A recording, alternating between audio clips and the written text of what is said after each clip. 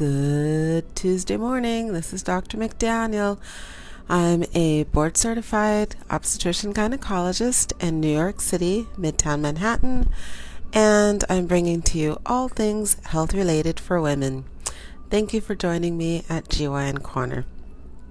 Today, I'm going to do just a recap and a conclusion on the POP, P-O-P. That's Pelvic Organ Prolapse.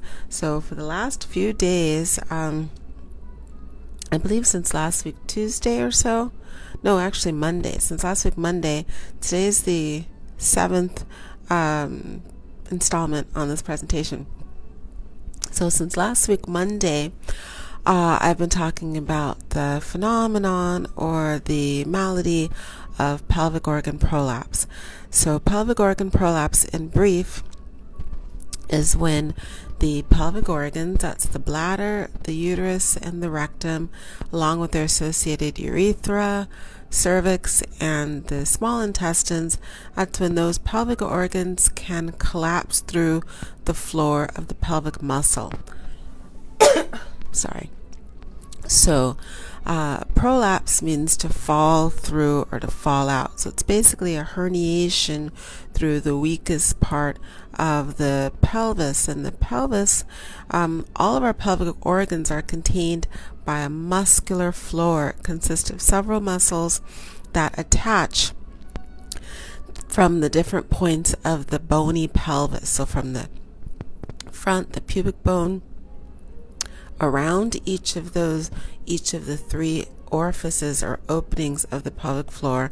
So from the pubic bone around the urethra, from the pubic bone, and from the outer portion of the front part of the pelvis around the vaginal vault or opening, and from the pubic bone or the sides of the pelvis around the back of the rectum. So they attach the bony pelvis around each of those openings, and then from the front of the bony pelvis all the way to the back, to the small of your back, to the sacrum or the tailbone, as people call it. So it's a trampoline or a floor of muscles that attach all around the bony pelvis from the pubis to the tailbone, and also grip or hold the openings into the pelvic floor, which is the urethra, the vagina, and the rectum. Any kind of constant stress or pressure on that pelvic muscular floor can weaken the floor and allow for a herniation or a collapse or a prolapse of those muscles through the largest orifice, which is the vagina, through the vaginal vault. We divvy the pelvis into three compartments: the front, the middle, and the back. So the anterior, mid, and the posterior. The bladder and the rectum can fall through, bulging into the vaginal walls from the front and from the back, and the small intestines can fall through and bulge into the back of the vaginal wall also. And to a smaller degree, the urethra, which is the conduit or the road from the outside environment to the bladder, that can also fall into the anterior portion or the front portion of the vaginal wall, and it can fall out of its own opening. So you can have the bladder collapse or herniate through. We call that a cystocele. The urethra can also collapse or fall through to a smaller degree. That's called a urethrocoele. The uterus and the cervix can fall through. That's called uterine prolapse. And if the uterus falls completely outside of the body, that's called total procedencia or fourth degree prolapse. And the small intestines can bulge and fall into and out of the vagina. That's called an interocoele. And the rectum can do the same. That's a rectocoele. You can also have a small amount of a herniation out of the rectal canal or the anal canal itself, and that's also called a rectocoele. The herniations can have varying degrees of severity. but it's a 3rd degree or a 4th degree if you can see them pooching out of their respective openings or out of the vagina. And if they're coming completely out without any stress or effort, that's always a 4th degree or the most severe. As I mentioned previously, the things that can cause that are obesity, chronic coughing, chronic heavy lifting, pregnancy, constipation, and vaginal delivery. Those are the most common chronic, repetitive, constant forces on the pelvic floor, intra-abdominal pressure that will cause a weakening of the pelvic muscles and a weakening of the pelvic floor. The treatment is always potentially a pessary, which is a plastic or a silicone or a silastic device that one pushes into the vagina to put support, to push everything up into its proper location, to support its being able to stay there, and to prevent it falling out of the vagina. Catch with pessaries is you do have to clean them regularly, and you have to take them out every night to go to sleep. After that is always surgery, and surgery is just repairing the defect or the weakness of the wall where the respective organs collapse through. So you open the vaginal wall, you identify the herniation of the bladder or of the intestines or the rectum, you ligate or tighten up, sew up that pooching out of those respective herniated sacs, and then you close up the muscles of the pelvic floor that have weakened and collapsed and formed a gap. You close those up, we call that plicating or folding up and sewing them. And then you close up the vaginal wall, remove the excess vaginal skin, because of course the vaginal wall is going to have excess skin. It's been pooched out or ballooned out for a while due to those herniations. So you cut off the excess skin, you sew up the vaginal skin or the vaginal wall, the vaginal mucosa over those herniations, and presto, bingo, bango, you're what did they say? Right as rain or good as new. So those are the surgical repairs. Now sometimes a little extra work will need to be done, extra support under the urethra to prevent urinary loss once everything is back into the pelvis. We call that a sling, pubic sling or urethral sling. And sometimes hormone, estrogen, vaginal cream hormone, most often will be given to women who have gone through menopause. Now, what I didn't speak about was I did not speak about how to prevent pelvic floor deterioration and prolapse and collapse, and that's because it's difficult to do so.